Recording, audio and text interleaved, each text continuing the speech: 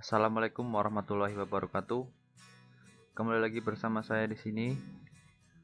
Pada video kali ini saya akan melanjutkan pembahasan yang ada di video kemarin, masih di Microsoft Word ya. Oke, yang kemarin kita sudah bahas di menu tab Home. Kali ini kita akan mencoba bahas di menu tab Insert ya. Kemarin di menu tab Home kalau ada kesalahan atau penyampaian saya kurang pas, mohon maaf karena sama-sama masih belajar. Oke, langsung saja. Tapi sebelum masuk, coba kita intro dulu videonya.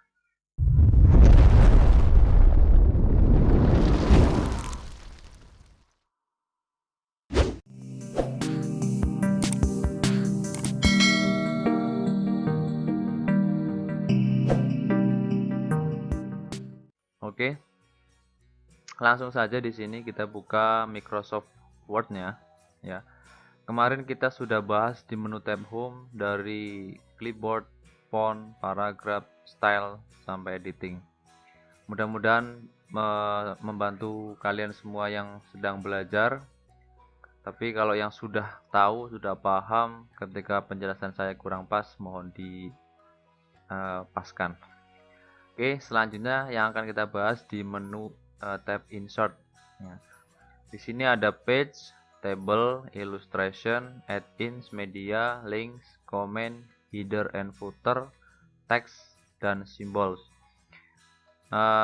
Saya tidak akan membahas semuanya karena mungkin hanya sebagian yang mungkin sering kali digunakan, karena saya di sini sebagai orang yang tidak sehari-harinya mengoperasikan Microsoft Word, tapi sedikit banyaknya tahu ya, atau dasar-dasarnya saja tahu.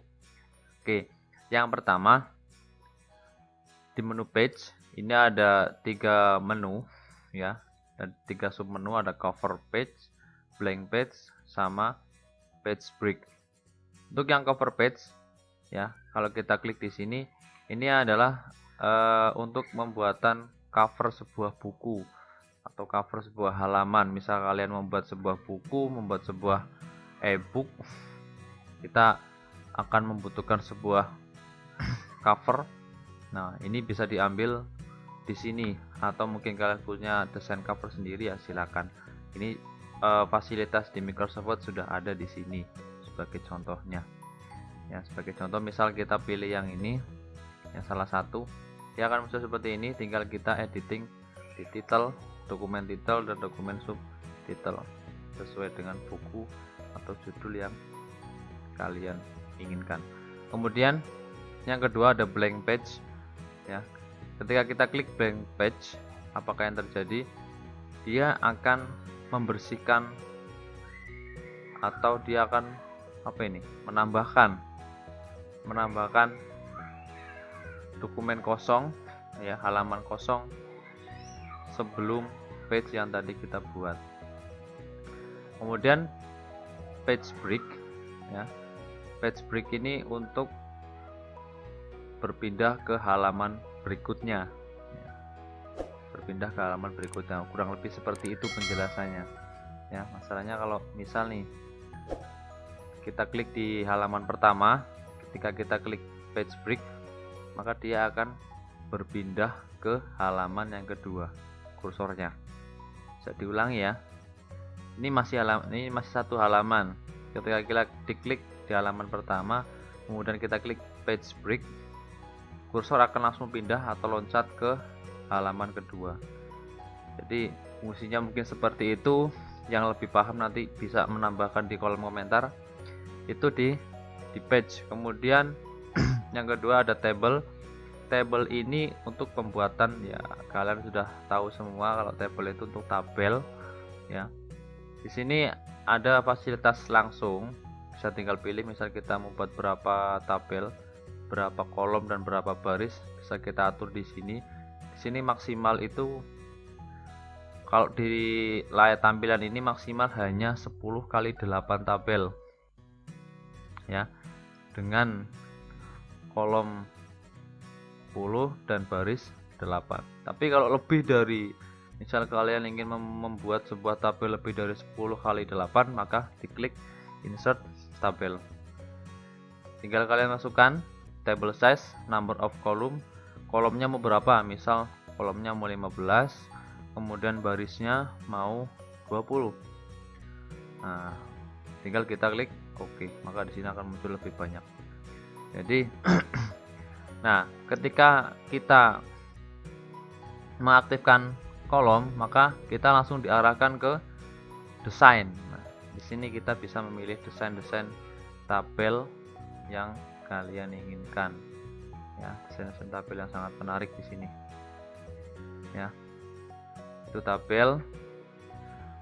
Ya, kemudian ada draw. Draw ini kita membuat tabel secara manual.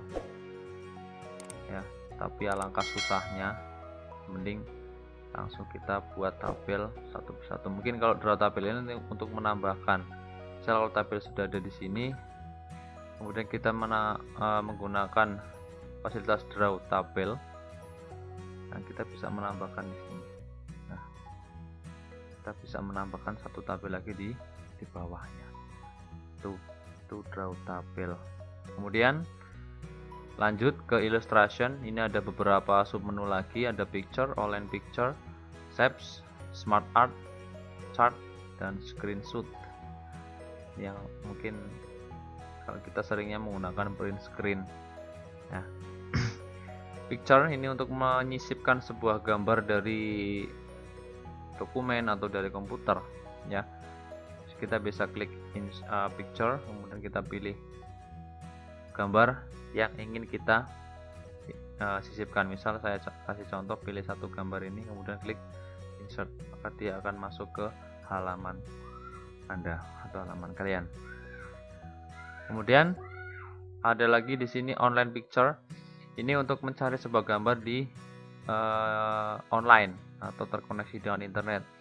Ya, saya tidak bisa mencontohkan di sini karena koneksi jaringan saya masih gangguan, ya, masih trouble, tidak bisa connect internet dengan lancar, maka kita skip, ya, karena yang sering digunakan itu ketika mencari gambar itu lebih mudah menggunakan fasilitas Google. Ya, kita cari dulu, kita browsing dulu di Google. Ketika sudah mendapatkan, baru kita insert gambarnya menggunakan picture ini. Kemudian ada shapes ini banyak, ada banyak sekali isinya.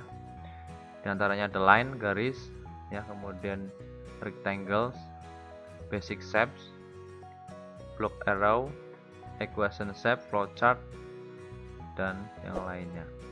Ini simbol-simbol yang biasa digunakan ketika kalian pembuatan sebuah, mungkin salah satu contohnya pembuatan flowchart dan yang lainnya, atau bagan alir, ya, itu menggunakan shapes ini.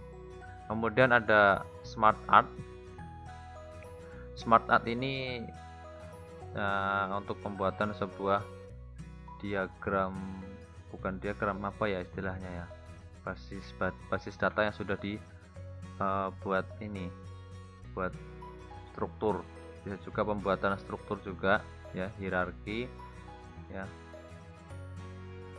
Ini fasilitas yang cukup membantu ketika kita membuat sebuah dokumen atau file yang ada hubungannya dengan data. Kemudian chart, ini diagram, ya, bisa kita pilih sesuai kebutuhan, diagram kolom, garis, bundar, ya, bulat. Ada banyak pilihan di sini di chart, ya, kalau kita buat diagram. Kemudian screenshot itu sama lah seperti di HP misalnya. Nah, ini screenshot, kita ambil misal ini, kita langsung dimasukkan ke lembar kerjanya. Jadi seperti itu fungsi screenshot. Kemudian yang selanjutnya itu ada add-ins. Ini saya jujur tidak pernah menggunakan ini karena, ya, kita Microsoft Word itu sebagai pengolah katanya setelah kita mencari sumbernya atau mencari bahannya di Google biasanya. Ketika sudah dapat di Google, tinggal kita olah di Microsoft Word ini. Tapi di sini sudah ada Store, My Apps, Wikipedia. Mungkin ini sebagai referensi pencarian data atau dokumen secara online.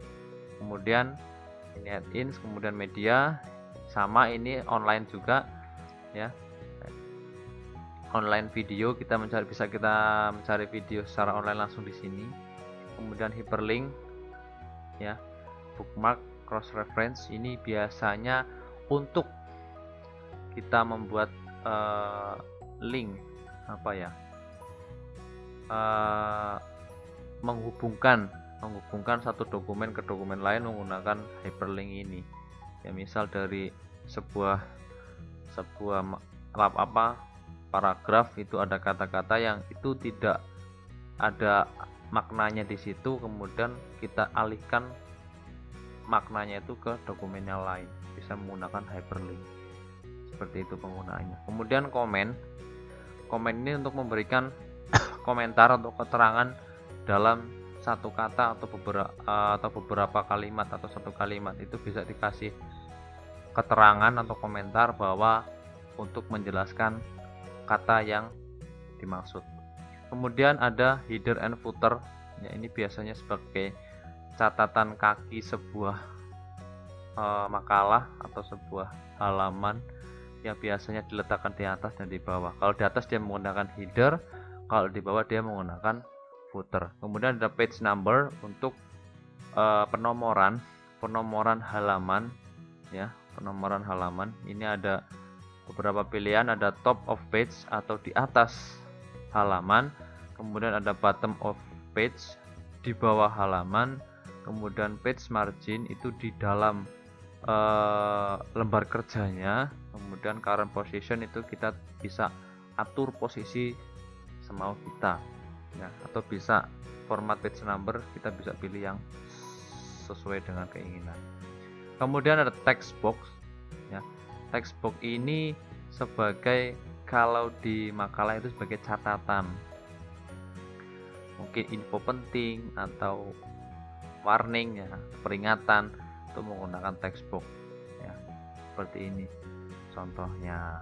Kemudian apalagi ada word art, ini yang biasa kita gunakan dulu pertama kali mengoperasikan Microsoft Word. Kita senang buat kata atau kalimat dengan menggunakan word art ya. Ini kemudian ada date and time, ini tanggal dan waktu ketika kita membuat sebuah dokumen atau pernyataan waktu dan tanggal. Kalau kita menggunakan fitur ini, maka setiap kali kita buka dokumen itu, tanggal dan waktunya akan mengikuti waktu dan tanggal yang sekarang atau yang kalian sedang membukanya itu, jadi selalu update. Kemudian ada equation, simbol, ini yang biasa digunakan untuk rumus-rumus kimia, matematika ya, dan sebagainya ya, yang tidak semua ada simbol di keyboard. Kemudian simbol juga sama, ini isinya simbol-simbol yang tidak ada di keyboard ya. Kalau misal pengen lebih banyak lagi simbol ya, ada di klik more simbol, maka di sini muncul banyak sekali simbol yang bisa kalian gunakan untuk sebuah dokumen kalian. Oke, itu saja ya pembahasan kita kali ini. Tidak semuanya kita bahas karena keterbatasan kemampuan saya hanya sekedar ingin berbagi dengan kalian. Mudah-mudahan dari saya ini bermanfaat atau bisa menambah pengetahuan kalian tentang Microsoft Word, dan semoga saya masih bisa belajar lagi untuk berbagi atau mendalami Microsoft Word ini lagi. Oke, mungkin selanjutnya kita akan membahas tentang pembuatan sebuah dokumen ya. Kita akan mencontohkan langsung penggunaan fitur-fitur yang sudah kita bahas. Kita menggunakan fitur-fitur yang sering kita gunakan saja sehari-hari, minimal Office ya, Office untuk bekerja di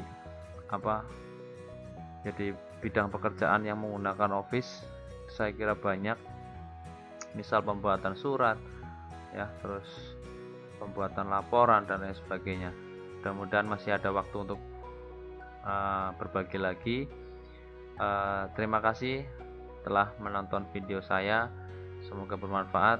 Kurang lebihnya saya mohon maaf.